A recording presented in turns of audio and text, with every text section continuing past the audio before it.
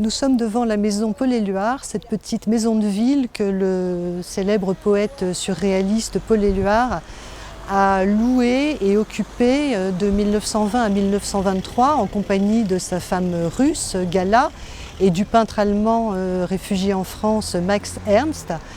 Et dans cette petite maison qu'ils avaient à Saint-Brice, ils ont reçu tous les artistes du mouvement surréaliste.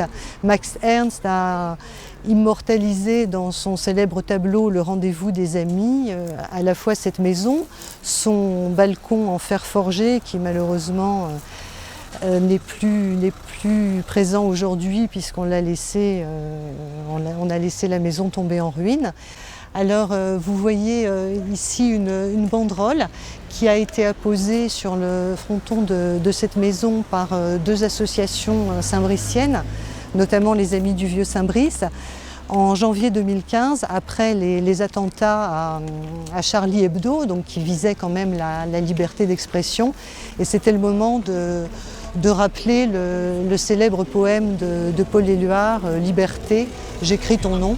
Alors un exemple très emblématique du peu d'intérêt de la commune pour la culture et le patrimoine, l'état donc de cette maison historique qui a de toute façon été laissée à l'état d'abandon. La ville n'a pas su faire et prendre à son compte la richesse, cette richesse que d'avoir effectivement un vestige du poète Paul Éluard, mondialement connu, et qui aurait pu effectivement, s'il y avait eu une restauration, s'il y avait eu une volonté de remettre en état cette demeure, c'était effectivement de donner une dimension culturelle et touristique assez forte pour cette ville.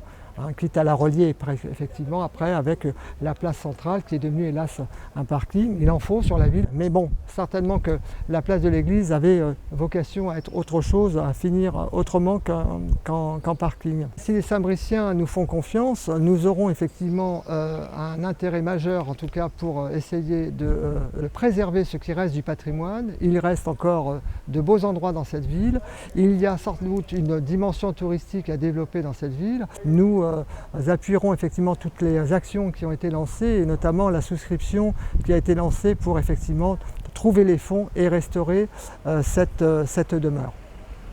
En restaurant la maison Paul Éluard, ce haut lieu du patrimoine culturel et historique de Saint-Brice, on pourrait faire de Saint-Brice une destination touristique. Ça pourrait être le but des promenades du dimanche pour les Parisiens, mais ça pourrait également être intégré dans les circuits touristiques des touristes étrangers qui vont par exemple à Aubonne visiter le musée Paul Éluard.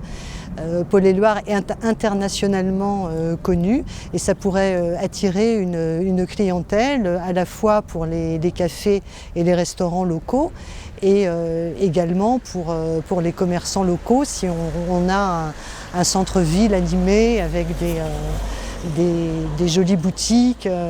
La maison Paul Éluard est certainement la plus connue, mais il y a d'autres lieux à Saint-Brice qui ont hébergé des écrivains célèbres. Ainsi, le pavillon Colombe a été la résidence pendant longtemps de la romancière américaine Edith Wharton. Et la rue porte actuellement son nom. La tour de Nézan, qui a également été un lieu de réunion des surréalistes. Nous avons aussi une propriété où Edmond Rostand venait pour passer des week-ends ou des vacances et où il a écrit certaines de ses œuvres. Et il y a également Germaine de Stel qui a résidé et écrit à Saint-Brice. Et je pense qu'il est dommage que tout cet aspect-là de notre patrimoine ait été laissé de côté parce que ça aurait pu apporter à la fois de la notoriété et de la prospérité à notre ville en faisant venir les visiteurs et les touristes.